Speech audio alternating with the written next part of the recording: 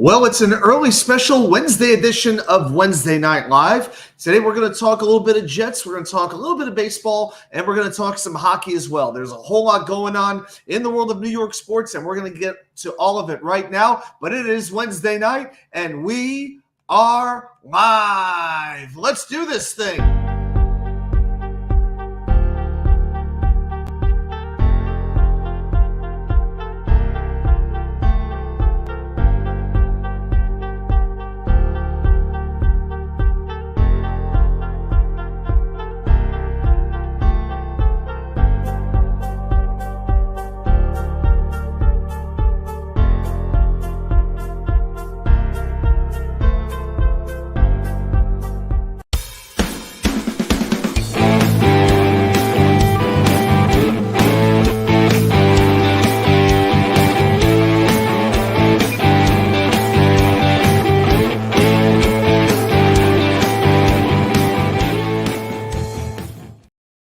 Well, welcome back to New York Sports WickerMedia, everybody. I am Watts2K99.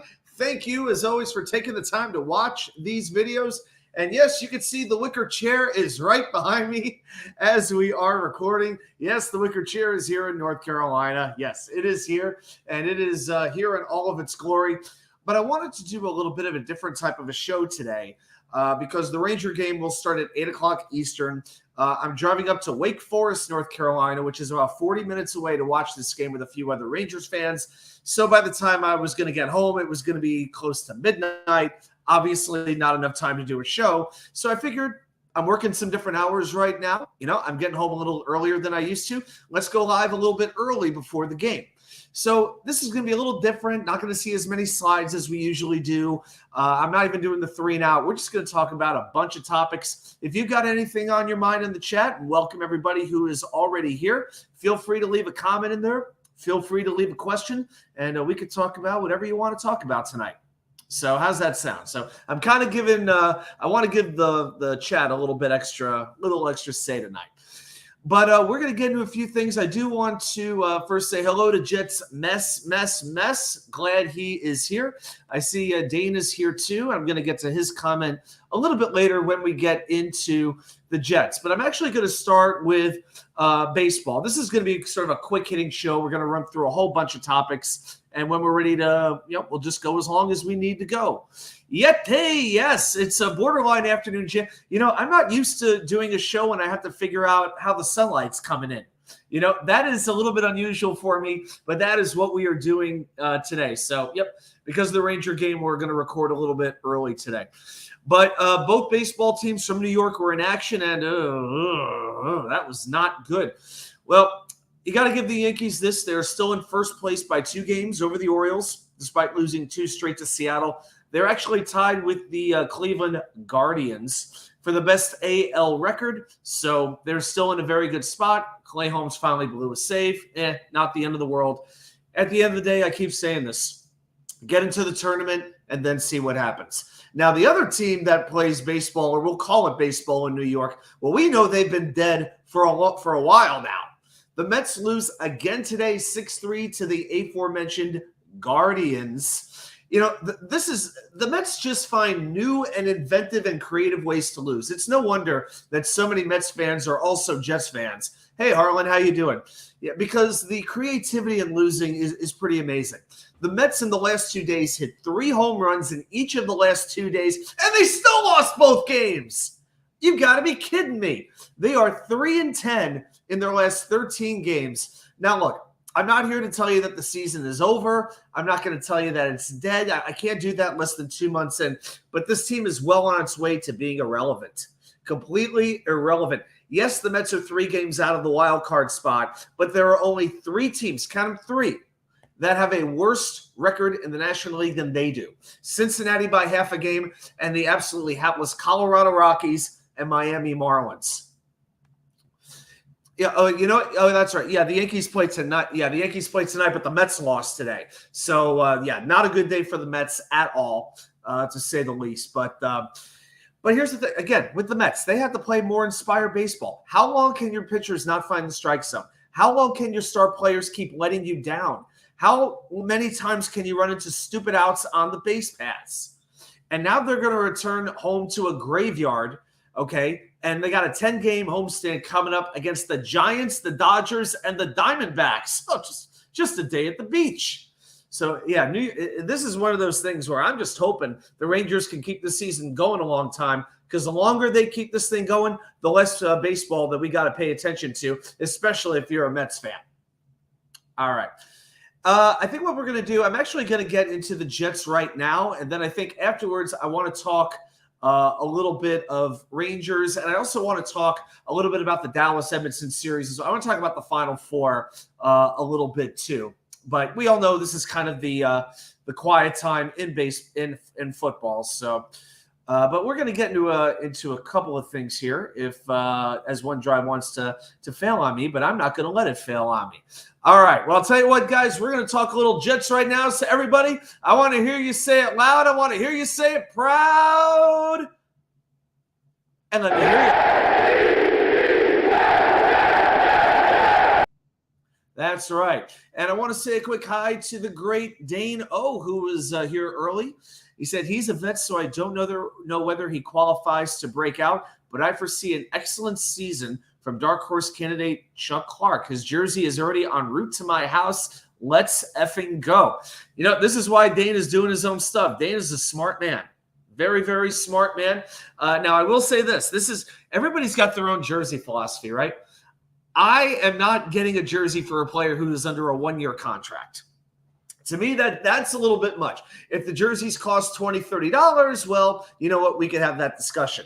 But no, I'm not going to spend $150 or so on a player who's probably going to be gone after one more year.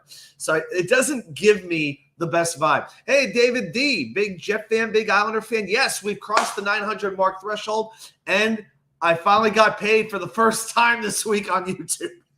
It took 2 years to finally get my first direct deposit, but it came in. So I was very, very happy about that. And to everybody who has subscribed, sent a super chat, done anything like that, thank you.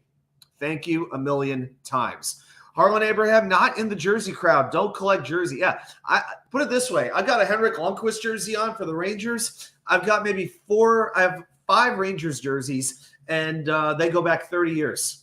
I get maybe one jersey every 5 years on average for each team that I root for. That's about the usual. I did get a black Aaron Rodgers jersey, a black fashion Aaron Rodgers jersey. And to be honest, I don't have any regrets over doing that because of what it represents and what it's going to mean going forward.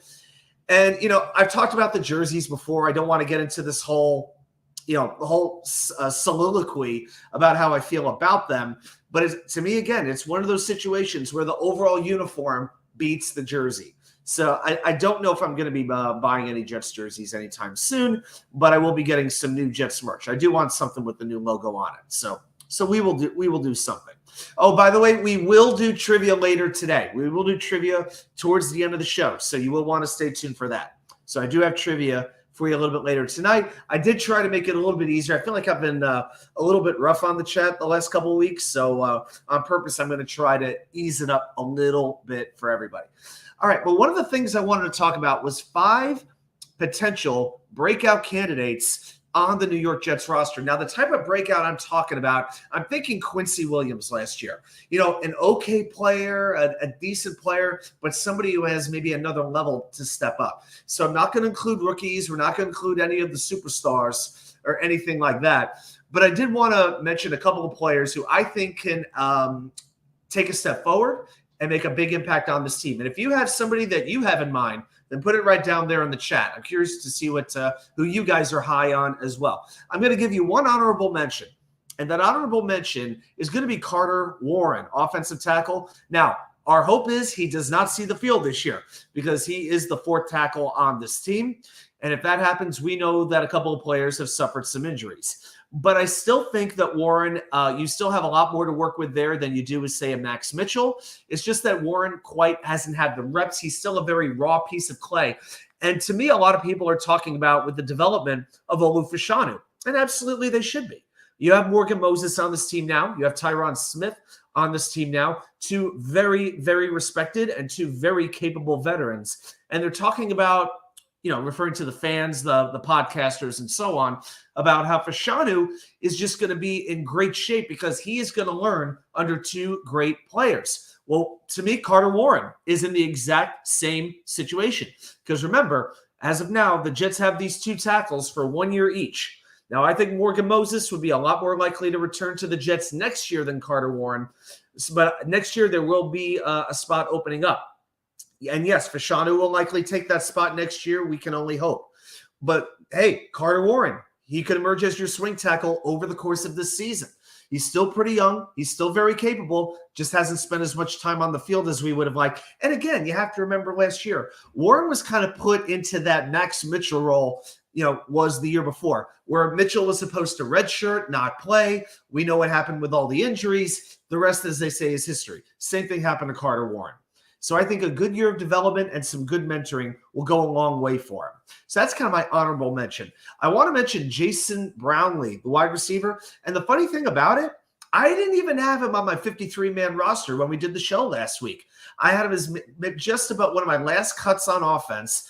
And I think one of the big reasons why is I thought Xavier Gibson would be able to make the roster because of special teams. But the more I think about it at this point, Brownlee has been turning heads in practice this week. He has been getting a whole lot of attention, and that gives me some optimism. But you know what? I think the Jets do have quite a few players who can return, because right now I've been thinking Gibson being on this roster for his return abilities, but you have other guys on the roster who can do it, chief among them, Malachi Corley. Okay. And Harlan Abraham says Warren played well for someone who wasn't supposed to play. Yeah. You know what? For 1 year, he was okay. He was passable. But in your second year, you do have to make that step up. So when you look at the numbers in depth, they're like, they're not great to look at, but how good could you really have expected, especially when you had like four backups playing right next to him, right? But I think you have something there to work with. Max Mitchell, I don't feel that way about. But Brownlee last year started 5 games, and in those 5 games, he was targeted only 8 times. Okay, 5 catches on those 8 targets, 56 yards, and 1 touchdown. Now, he's a little bit more of the outside receiver, which the Jets could certainly use. You don't know about Mike Williams' health, even though I have confidence in him. You do need that insurance.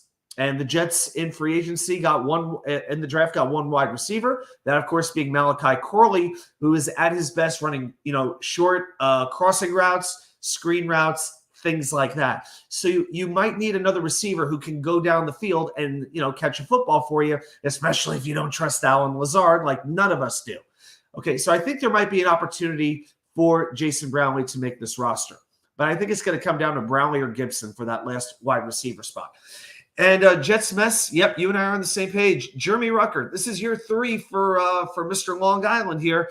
He had only 2 targets in the passing game in year 1. He really didn't play all that much.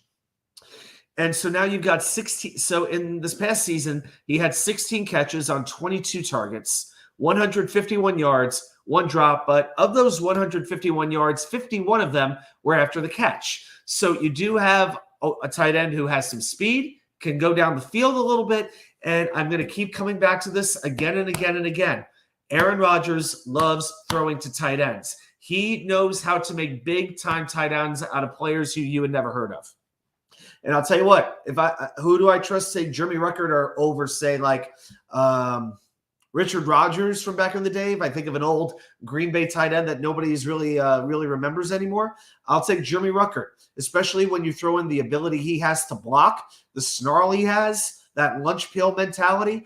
I think this is a year for Jeremy Ruckert to start emerging. He's never caught a touchdown in his pro career. I think that needs to change this year. I think it will change this year. And now that CJ Uzomah is now a new linchpin in the offense for a new weapon for Philadelphia, Ruckert's going to have a chance to get a lot more playing time, because I expect the Jets to use a good amount of 2 tight end formations. And also, you could put Ruckert in sort of that fullback role in the backfield a little bit. I don't expect Nick Bawden to make the roster again. I think Ruckert can do that job about as well, if not better, than Bawden could. So I think that is a distinct possibility as well. So I think there is a place in this offense for Jeremy Ruckert, and that is one of the players you'll really want to watch through OTAs, through minicamp, and through the preseason as well. Harlan with the question, could it be possible the Jets keep more tight ends and fewer wide receivers? Well, pretty much every team is going to keep either 3 or 4, right, tight ends. I think the Jets keep the 4 tight ends. I think Conklin, Ruckert, they're pretty much locks to make the team. Kenny Yeboah, we know he's a lock for special teams. He is much needed, especially with Justin Hardy gone. You need about every tight end you need every special teams player you can get. So that is going to be a big deal. And I think Zach Kuntz still makes this roster. I think he gets one more year. I expect 6 wide receivers to make this roster. Garrett Wilson, Mike Williams, Malachi Corley, Alan Lazard. Irv Charles is going to make it, but he's more of a special teams player. And that really leaves you one spot for Xavier Gibson or for Jason Brownlee. So, yeah, I mean, to be honest, do I really care if, how you divide, like, say, those 10 spots up between wide receivers and tight ends?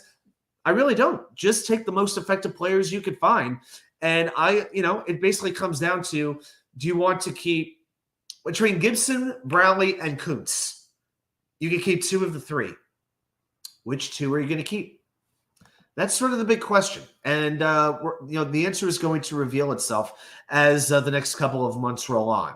But right now, I'm rolling with the 4th tight end over the 7th wide receiver.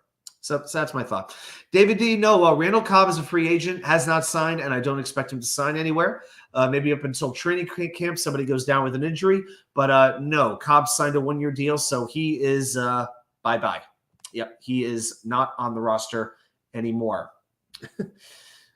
All right, and so another player that I want to mention as far as a breakout candidate, we're going to go over to the defense now, and we're going to talk about Will McDonald. I think this would be a pretty popular pick for a whole lot of fans.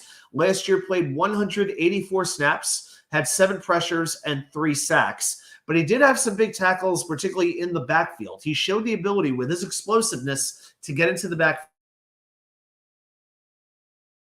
A lot of John Franklin Myers has been traded, and now that Bryce Huff is not with the team anymore, that he signed in free agency with Philadelphia, there will be a lot of opportunities for McDonald to grab that spot, to have a very prominent role on this team if he can do it. You've got Hassan Reddick, you've got Jermaine Johnson. After that, what are we really looking at here for players that are going to keep him off the field? So. Yeah, Reddick, Johnson, Will McDonald. After that, what are we looking at? Michael Clemens. Michael Clemens is, he's a decent run stopper, but outside of if it wasn't for a bull rush, he'd have no ability to rush a passer. Now, I do think Braden McGregor could sneak his way onto the roster. And in a future episode, I want to talk about Braden McGregor a little bit more and why I am excited about his chances to make the club. But, to me, Will McDonald has moved up as the 3rd edge rusher on this team as of right now. He's going to have every opportunity. We're not asking him to be Bryce Huff right away, but we are asking him to generate steady pressure when he plays in those pass rushing spots because he is going to play, I think, primarily as that 3rd down pass rushing specialist. Okay, count on a lot of Reddick and Johnson on 1st and 2nd down, especially because they are so skilled. They're better at stopping the run than McDonald is, Johnson in particular. But again, and this is probably one of my bigger concerns about the team, stopping the run up the middle. When you don't have much ability to do that, we love Quinnen Williams, but outside of that, when Quinnen isn't on the field, then what are we talking about? Solomon Thomas, Javon Kinlaw? Javon Kinlaw was like 99th out of 103 defensive tackles last year in run stopping. Okay, it's not good. You have Leaky Fotu, who came over from Arizona. I just like call him Leaky. I don't know. But he's going to have to play a pretty big role as far as that goes, especially when Quinnen is not on the field, which is going to be about 30% of the time. Okay? So when you don't have great run-stopping defensive tackles, it helps if you have somebody on the outside who could do that for you. And so that's why JJ, I think it's going to be tough to take JJ off the field in too many opportunities. But, man, if it's a 3rd and long and you've got Reddick on one side and you've got Will McDonald on the other side, if that can work as well as we want it to work, wow, it can be great. Arlen Abraham, yeah, McGregor's a good player. Jets paid him a lot of – they paid about $220K, $225K. That's a good amount of money for an undrafted free agent. So, the Jets definitely believe in him. I knew Leonard Taylor more than I knew Braden McGregor. Taylor was the one that I was a little bit more excited about, especially since I felt the Jets had more of a need up the middle than they did on the outside. So, that's definitely something to consider. GVH is here. The run defense up the middle is scary. Yep, Stevenson's still in the division. He most certainly is. Raheem Mostert's still with the Dolphins. And, who did the Bills bring in? I know they have James Cook, but I know they brought somebody else in at running back. Slipping my mind right now. But, there's, it's one of those things. But, again, that's one of the deals. If the Jets get ahead, and that's what the whole idea of winning games last year was about. Go up early with the offense, with Aaron Rodgers and eventually with Breece Hall. And now you have an even better Breece Hall now this year and a much better offensive line. All right. So it's okay to get excited. But now the offense can get ahead, and now you can put your pass rushers on the field and they can go to town on the quarterback. That's what we envisioned happening last season. And of course, we all know what happened, the injuries to both the quarterback and the offensive line. And there was never really an opportunity for that to happen. That is what I'm counting on this year, where the run defense isn't needed to make, the very last stop. Okay, so I think that's one reason why Fotu is one of the more under the radar Jets who really needs to play well for this defense to be as good as it can be. So that's a player we got to watch. The Al Woods replacement, basically, is what he's going to be. Okay, so McDonald has a big spot on this team. Definitely potential breakout. I want to talk about the safeties for my numbers 4 and 5. Tony Adams, 15 games played last year, 5 passes defended, 3 interceptions, 6 tackles for a loss. We know he's very capable, and this was his first year starting.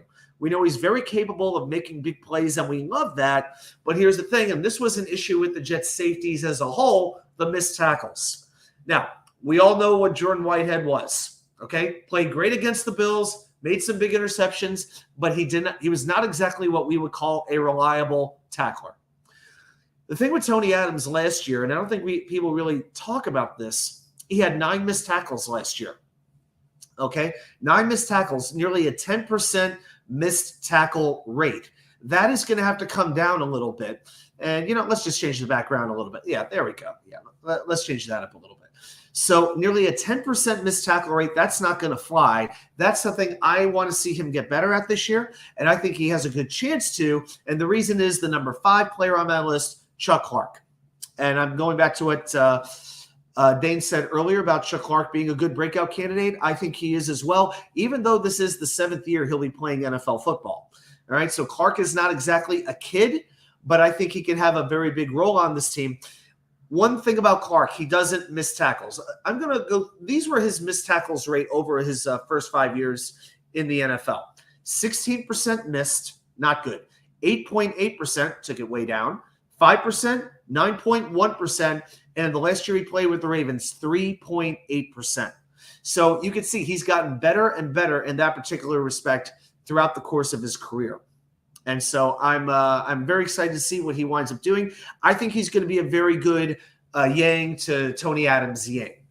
Okay, they're not the fastest safeties in the world, but they can definitely make plays when needed, whether in the pass or against the run. And now you have a much more reliable tackler playing next to Tony Adams in Chuck Clark, and I think that's going to really help prevent other teams from making big plays, particularly running plays and also tight end plays as well. Because we know the Jets got to face some good tight ends. Just look at week 1, right? Facing George Kittle.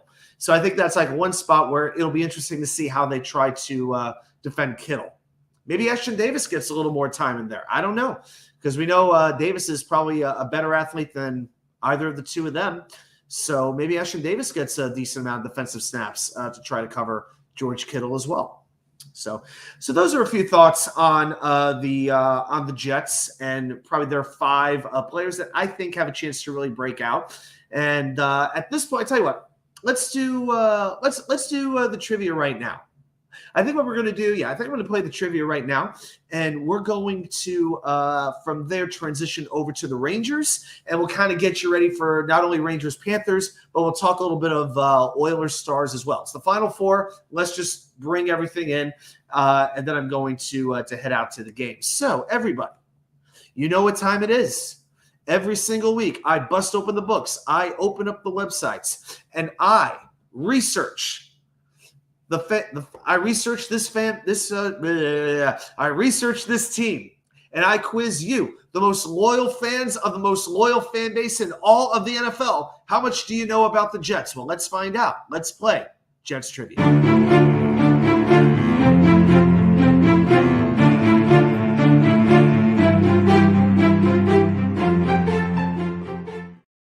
All right, here we go. So, unfortunately, Hank is not here as he always is to say it's trivia time.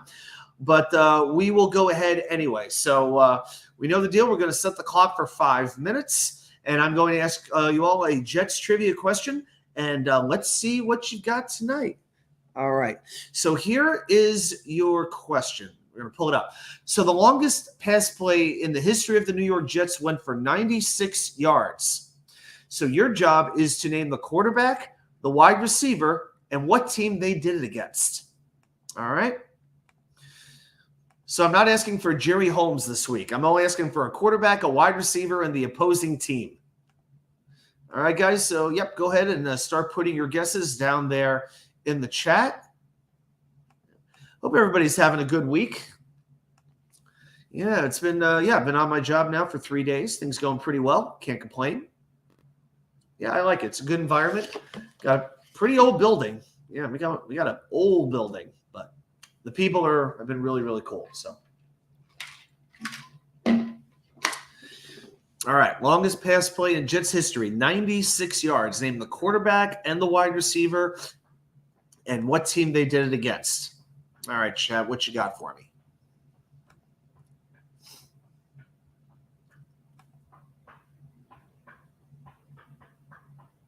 All right. Still about 3 months away till the regular season begins. Can't come soon enough, can it? Yeah. Okay. Yeah. I think I will make plans. I'm definitely making plans to go to see the Jets when they come to Charlotte to play the Panthers in the preseason. So not a bad drive, only about 2 hours, 15 minutes, or you can always take the train from Raleigh to Charlotte. So, and I'm sure considering where the Panthers are, tickets will not exactly be expensive. They might even pay me to go to the game. Who knows? Who knows what to expect? Yep, trying to get the Raleigh Jets fans going too. Jets mess says no idea. Okay, well. All right, David D says Pennington to Coles, and it was against the Bengals. Unfortunately, my friend, you're 0 for 3 on that one. I wish it was Chad Pennington, but unfortunately not the case. GVH goes Pennington to Chancey Stuckey. I will give you credit for at least getting a little bit creative, but yeah, not quite. Not quite. All right. Harlan Abraham says Joe Namath to Don Maynard. No, Namath to Maynard. That is not correct. We've got the great Reeve board. Glad you're here. Keyshawn Johnson. No, one Keyshawn. No.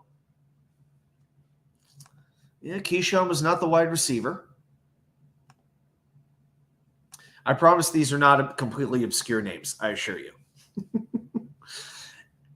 David D says Lee Cravat to Lee Cravat. Of course it's Lee Cravat to Lee Cravat. What else could it possibly be? First pick of the draft, Lee Cravat. Pick number 2, Lee Cravat. Pick 3, Lee Cravat. Top signing undrafted free agent, Lee Cravat, the 4th. Okay, so who was involved in the 96-yard pass? All right, we've got Jets Meskin, Robbie Anderson. No, he was not the chosen one for this particular play. I'm afraid not. Rivka says, was it a wide? It was a wide receiver, not a tight end. Going with Rich Castor. Nope, this was not a tight end. It was a wide receiver. It's definitely a wide receiver. Yep, Pro Football Reference. Absolutely. Yeah, just think about the best offenses the Jets have had in their not so illustrious offensive history, I guess. And the team is not completely shocking who they did it against either. So, yeah, you all can get it. GVH says, was it Vinny Testaverde? Was it Vinny? I'm afraid not. It was not Vinny. David D goes Mark Sanchez to Santonio Holmes. No, Santana Moss was not in on the play. Rivka says, was it Wesley Walker or Johnny Lamb Jones? Rivka, pick one. You're in the right church. Now find the right pew. Rivka says Kenny O'Brien. Was it Kenny O'Brien? You got it. Kenny O'Brien was the quarterback. All right. Now you're right there with the wide receiver. Who is the wide receiver? Let me see it. Come on. So Kenny O'Brien did throw that pass, and I believe it was in 1985, I think it was. All right. 5 minutes are up. I don't care. We're gonna get this tonight. Yep. Wesley Walker. Kidding, is correct. Yep, Wesley Walker is correct. And who did they do it against? Who was the play made against? Don't overthink it, everybody. Don't have to overthink this one.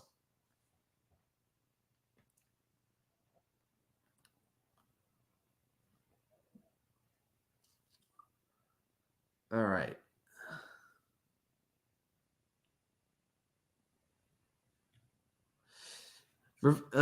David D says the Buffalo Bills, and that is correct. It did happen against the Buffalo Bills back in 1985. So that is the correct answer to the trivia. Good playing, guys. Yeah. Bills, Dolphins, Patriots. Right, of course. Yeah. I told you not to overthink that one. So, all right, good playing, guys. All right. So I'll tell you what, that's going to do it for the Jets content for today, because the main event of tonight is indeed going to be the New York Rangers as they get ready to face off against the Florida Panthers. Game 1, Eastern Conference Finals. Rika not feeling very optimistic. The Jets fandom is kicking in. You know, it's not going to be an easy series by any stretch, but I absolutely believe the Rangers can win the series.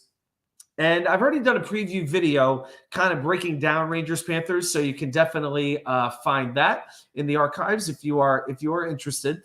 A couple of notes kind of going into the game tonight. You know what? Good. I don't care. Yeah, I put it this way: Indiana basketball teams cannot lose enough for me right now. Yeah, I hope the Celtics win, but I'm going to do my best to avoid coverage at all costs of the Eastern Conference Finals. Go West. That's what I say. I know the game went to overtime last night, but now basketball season to me is over. Yeah.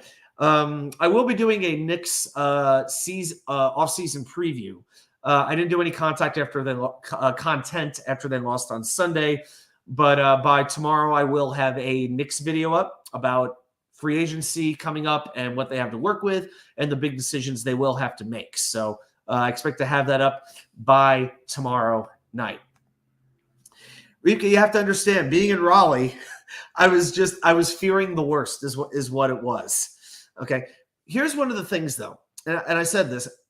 If Florida has a weakness, their special teams are not that good. Their power play and penalty kill are not among the top ones in the league, and the Rangers have a lethal power play.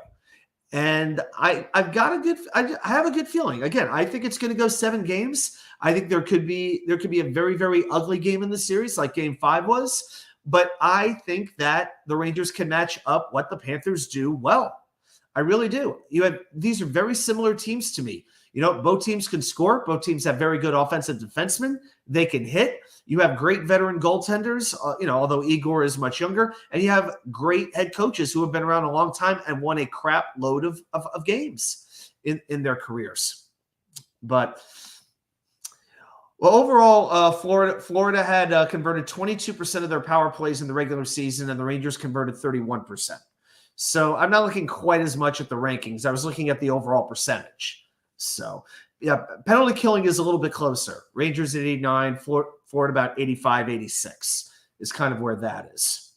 But another thing with Bobrovsky can be a very frustrating goalie. He will make some acrobatic saves. He will make some of the best saves you've ever seen, but he can let in a bad one now and then too.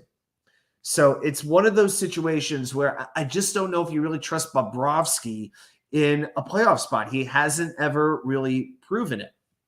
All right. How'd it go during the regular season? So Florida won the first 2 games. The Rangers won the last game. So does it really matter? I don't think it matters a ton. A little bit, maybe, but to me, not a huge difference. I mean, hey, Washington did pretty well against the Rangers.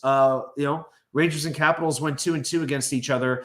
during the regular season, the Rangers swept them come playoff time. So, yeah, I mean, I think it's going to be very, very competitive. And the Rangers fans are going to be invading Sunrise, Florida. Okay, they'll be invading the mall, the parking lot, wherever they've got that arena up there by the swamp. And the Panthers fans will not be getting it. I wonder if Florida is restricting ticket sales to people in South Florida. Not that that's going to work with New Yorkers. We all know that that's not going to be an effective strategy. It didn't work in Carolina. Let's see if I haven't heard about Florida doing it, but I wouldn't be surprised if they tried to do it. Thank you so much, David D. $5 super chat for whatever I want. Good luck in Raleigh. Go Jets. Yeah, I'll tell you what. I found a Jets group down here.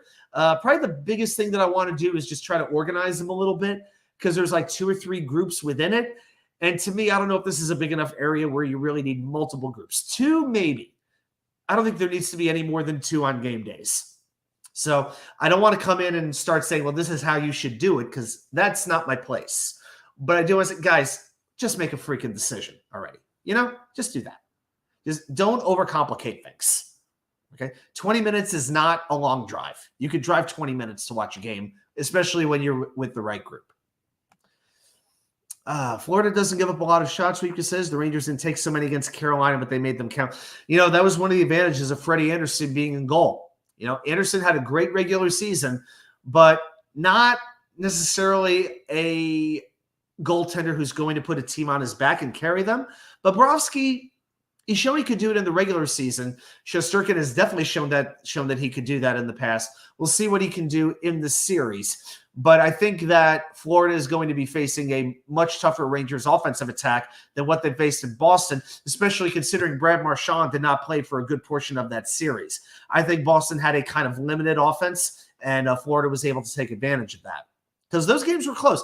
Florida's played Tampa Bay and Boston. Florida, look at the goalies they're going against. Andrei Vasilevsky from Tampa Bay in round 1. Jeremy Swayman in round 2. Now Igor Shesterkin in round 3. That is the murderer's row of goalies to go up against. That's going to be a heck of a challenge for this Florida offense, deep as it is. And one of the players who really has been helping is Sam Reinhart, or as they call him, Rhino. Good Lord. But Reinhart, I believe, had, 57 goals this season, which was second in the league only to Austin Matthews of the Maple Leafs. So, yes, that is absolutely going to be a priority. And I'm going to say this again. The game goes into overtime. Watch for Carter Verhaeghe. This guy has 21 playoff goals in 11 games, 11 playoff games. That is the most in Panthers history. And this is a franchise that's been around for 31 years, 30 years. And, this kid Verhaeghe has more playoff goals by far than any other Panther. That's pretty crazy.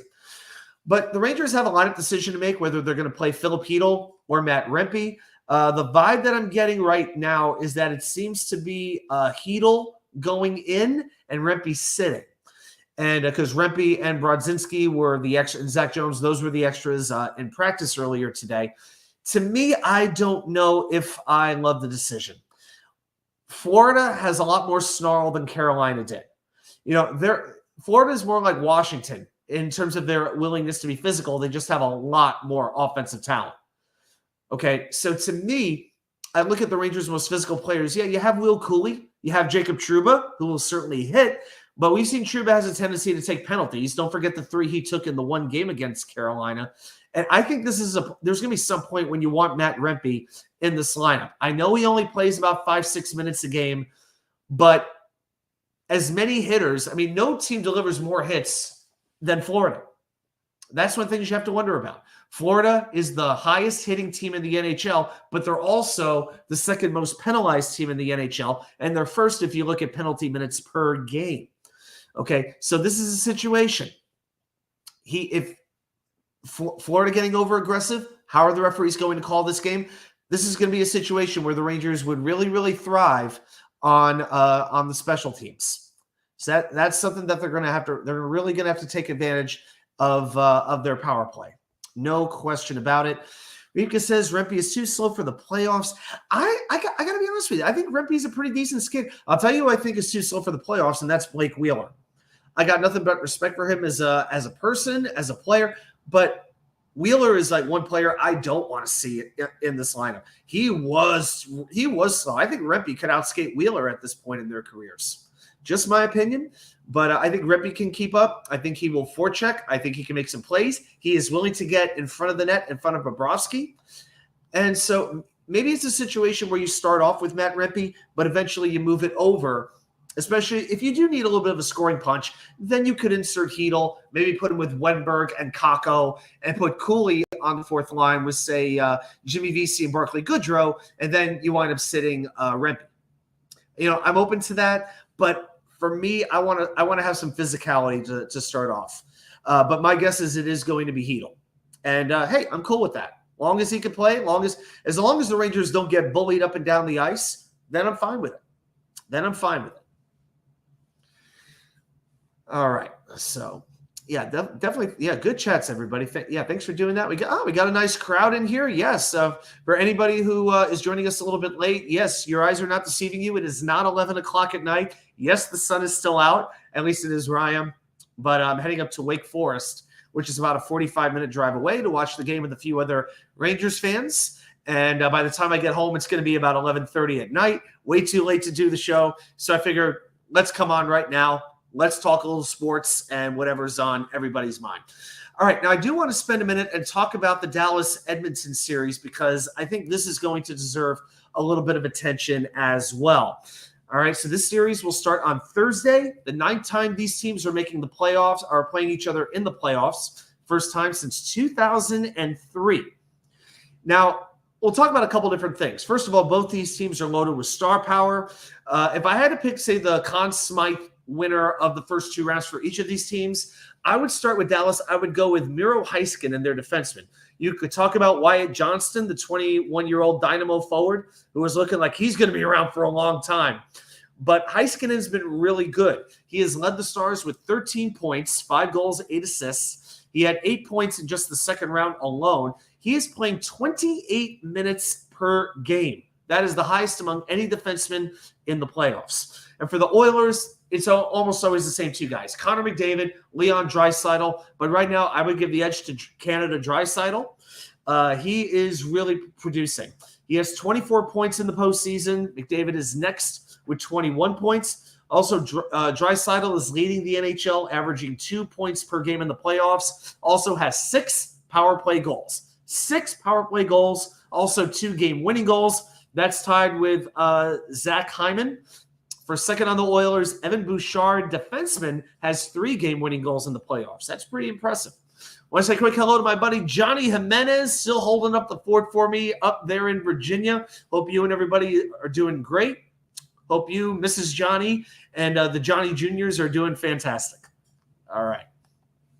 And I'll try to let you know about what happens as far as New England goes. But we'll see what winds up happening. I'm not saying it's not going to happen. Let's put it that way. A couple of X factors here. For Dallas, Roope Hintz, the center, he did not play games 5 or 6 against Colorado, had an upper body injury. And this is a situation where Dallas will really need to match Edmonton's depth up the middle. Okay, Hintz, it was averaging 1.26 points per game in the postseason last year, 24 points in 19 postseason games. He did a lot to help Dallas get to the Western Conference Finals. Hintz is a very good playoff performer, and they're going to need him against Edmonton. Come to the home opener. Hey, you never know. All right, and then for Edmonton, you've got Evander Kane, the power forward left wing. He was a big playoff performer 2 years ago, had 13 goals and 17 points in 15 games. He was tied for the most goals of anybody that postseason. And in these playoffs, he's got 7 points, 4 goals, and 3 assists in 12 games, and he's playing on the left side of Leon Draisaitl. Okay, and he's been pretty productive against the Stars. 10 shots and 2 points in 3 games. And Kane has 20 goals in 8 straight years. That's pretty good. Now, the goaltending is going to be a big deal here. Now, to me, Dallas has the decided advantage, and that's one of the reasons right now I'm thinking Stars win this series. So Jake Ottinger, to me, is a top 5 goalie in the NHL. Had kind of a rough 2023 playoff, allowed 55 goals in 19 games. That's just not good. And then his regular season wasn't all that great either. But in these playoffs, he has stepped up. He has a .918 save percentage. That is third in the NHL, only behind, guess who? Igor Shesterkin and Sergei Bobrovsky from the Rangers and Panthers, respectively. And look at the offenses that Dallas has taken down to get here. Started with Vegas, with Jack Eichel, Mark Stone, Jonathan Marchessault. Then you had Colorado with Cale Makar, Mikko Rantanen, Nathan McKinnon, who had 140 points this year. So that's the kind of level of play it's going to take to beat McDavid, Draisaitl, Bouchard, Hyman, Kane, and everybody else. All right. Now with Edmonton, they've got a lot of questions in goal. Edmonton's had questions in goal ever since Grant Fuhr left, okay, like in the early 90s, right? So Edmonton did switch netminders in the second round for 2 games. Calvin Pickard went 1-1, 2.21 goals against, but Stuart Skinner has gotten most of the ice time. He has gone 7-3, a 2.87 goals against, 1 shutout, and an .881 save percentage. .881 is not that good, but that's pretty much where they're rolling at this point. For me, I just don't think Edmonton has the defense and the goaltending to stay with Dallas's depth. I mean, I look at all the talent on the Stars roster: Jamie Benn,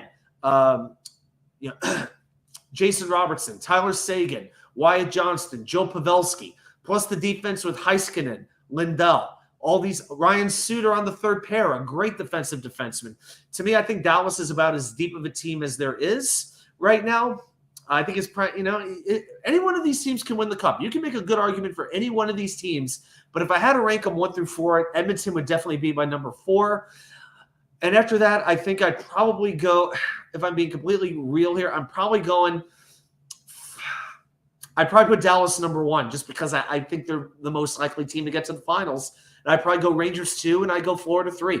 That's about where I am right now in terms of ranking the final 4 teams in terms of chances to win in my mind, the greatest trophy in sports, and that's the Stanley Cup. So that's pretty much what's on my mind today. All right, guys, you have any other I'm going to check the chat. If you guys have any other thoughts on your mind, any questions, then I'll definitely be more than happy to entertain your curiosities. But I definitely do want to make at least one road trip to a game this year. Now that I'm not a club president anymore, now I got a little more flexibility to do, to go to a game if that's something that I want to do. Oh, is Johnny the chief organizer for the home opener tailgate? I know he's going to be there. So, yeah, but I'll tell you what, I will say this: going to a night game, that would be something else. That would be. I've never been to a night game, so that would be pretty awesome.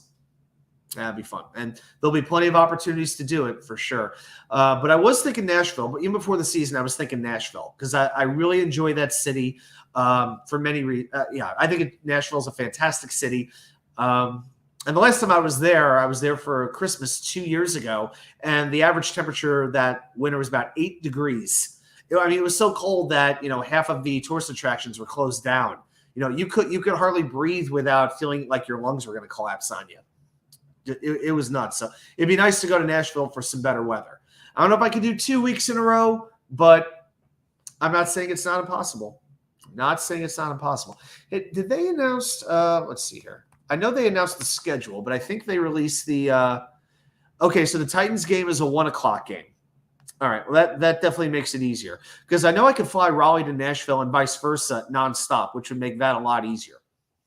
So that might be something I'd be open to doing. Because if I go to a Thursday night game, I'm taking 2 days off of work. So that's just, and I've only got so much off time considering I just started a new place. So I don't know hockey at all. Rangers favorites. Right now, I think the Rangers are a slight favorite. It's pretty close. Let's see. I know that the Rangers were the underdogs to Carolina.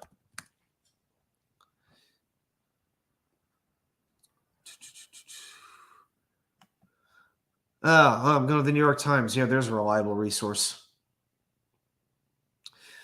The Rangers are a home underdog. So right now, if you were to make a bet, so the Rangers are the least likely team to win the Stanley Cup, according to the numbers I'm seeing. So if you're betting the Stanley Cup winner, Panthers are plus 230, Stars are plus 240, Edmonton is plus 280, and the Rangers are plus 350.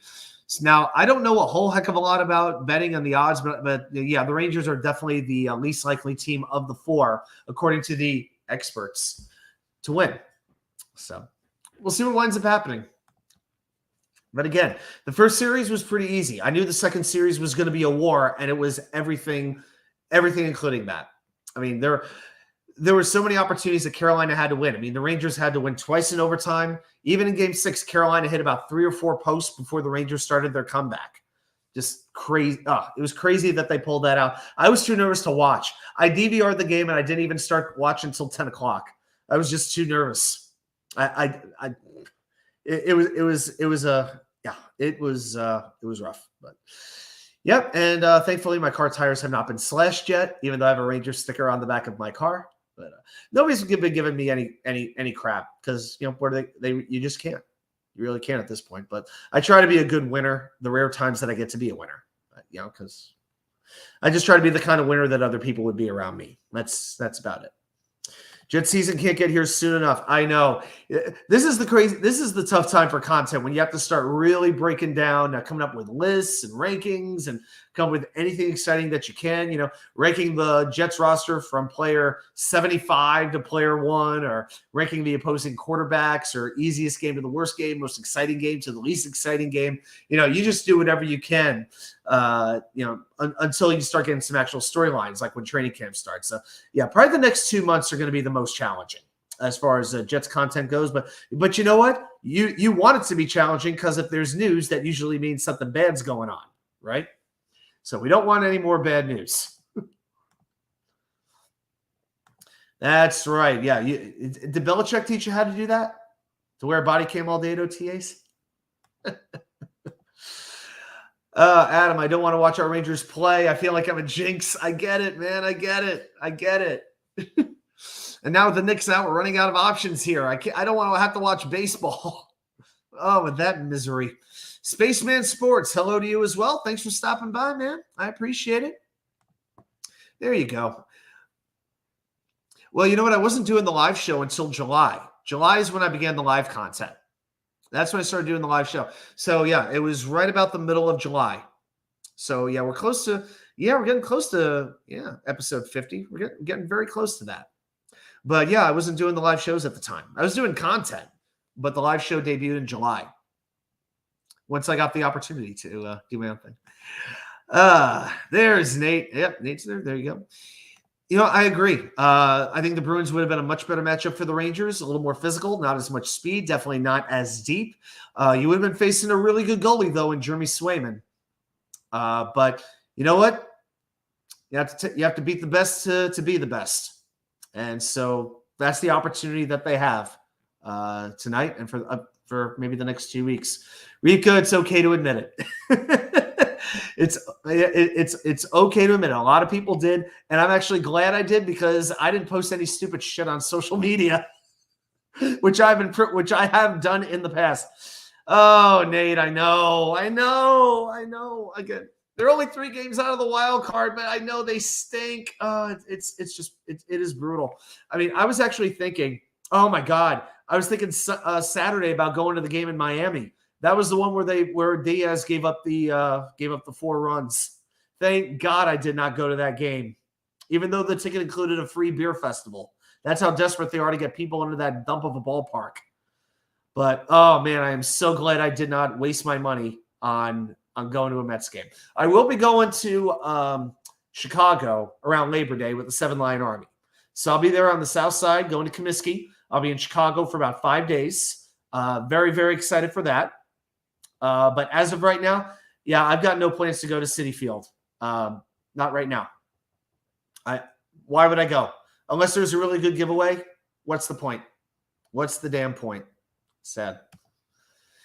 Yeah. Oh, can I please vent on this for a minute? What was that for Game 7? The Edmonton-Vancouver game last night. Did you all see this? How many people at 9 o'clock turned on ESPN to watch a Game 7, and I'm watching there, and boom, there's Caitlin Clark. Not that Caitlin Clark is the hardest thing in the world to look at, but it's like Indiana against Connecticut in the WNBA, and it's a 2-point game The game starts at 7, and I'm like, oh my God, this game's going to go to overtime. And it said the game will be on ESPN Plus if this game goes late. I'm like, why can't you put this on ESPN2? Why couldn't they put the game on ESPN2? You go to ESPN2, you know what was on there? Cornhole. How many cornhole viewers were dialed in? What gets a bigger audience? This Game 7 of the second round of the Stanley Cup playoffs or professional cornhole? Am I the only one who finds this absolutely ridiculous? My goodness, that was ridiculous. Thank God Connecticut won that game late, because that went in overtime and you had to pull out ESPN Plus. If you had to go to the app, oh man, ESPN, come on. Between your camera angles, your cutaways, your crappy lead announce team, now you can't even put the game on time. What are we doing here? What are we doing, ESPN? Man, they used to be so good. Like with the college basketball and all that, when it comes to hockey, they suck. They suck. Man, oh man. Nate saw the trumpets. Fantastic. Rivka, same thing. And the funny thing is, if you're a Yankees, Giants, Knicks, and Rangers fan, then I guess the Rangers give you more frustration than anybody, because the Knicks are usually horrible, even though they're finally good now. And the Yankees and Giants have given championships. So for some people, I know the Rangers are the most frustrating team they watch. To me, they're the only team that has given me sustained hope. Sustained hope. Okay, like the Jets will give you 2 years here, the Mets 2 years here. Knicks look like they're finally putting a little run together. Looks like that's finally happening. So I'm happy about that. But how are we doing on power? Yeah, we're doing pretty well on power. All right. Wow, last time you were there, I think Johan was throwing the no-hitter. It was right around that time. Wow, 2012. Man. Dane's right. Clark did not look bad on SNL. Yeah, when she was doing a little back and forth with Michael Shea. Yeah, that was very cool. That was very cool. Good that she can laugh at herself and all that stuff. And I admit, the Michael Shea women's sports jokes are pretty funny. What do you say? It's like certain sports bars will be are making a priority to show the women's games over the men. Those bars are called the empty ones. So yeah, it was pretty good. Yeah, I got nothing against. I don't know, but I did watch a little WNBA very early on. I mean, I like players like Teresa Weatherspoon, definitely Rebecca Lobo, and Sue Wicks, which players like that back then. But yeah, after about year 2 or 3 of it, it's just like I'm out. And yeah, I don't know. It was just another New York team that's going to keep letting me down. Why do I need to do this? Of course, the Liberty have never won a championship. At least they finally got back to a final. But yeah, not the biggest fan of that league at this point. Just the less politics and the less stuff like that's in there for me. I appreciate it, because to me that's an escape from real life. Just my perspective. That's all. That's all I'm saying. All right, guys, I'll tell you what. I have to get going. I've got to drive up to Wake Forest to meet a few people for the Rangers game. So I'm just going to say this. Thank you, everybody, for joining me tonight. This was a lot of fun. Thank you for jumping on early. And it's been a whole lot of fun. We will be back here next Wednesday. I'll let you know probably like a day in advance what the schedule looks like. But if there's no Ranger game, then we'll be on at the usual 10 o'clock spot. But hey, I'm home from work at 5:15 now, so maybe I can go on earlier. Just don't want to conflict with anybody. Don't want any issues like that. But hey, tonight, let's go Rangers. I'm super excited, and I'll see you. Well, you know what? Let's do this. Let's finish this a little bit differently. I'll see you right back here from you know where. The Wicker Chair. Have a great night, everybody. See you later.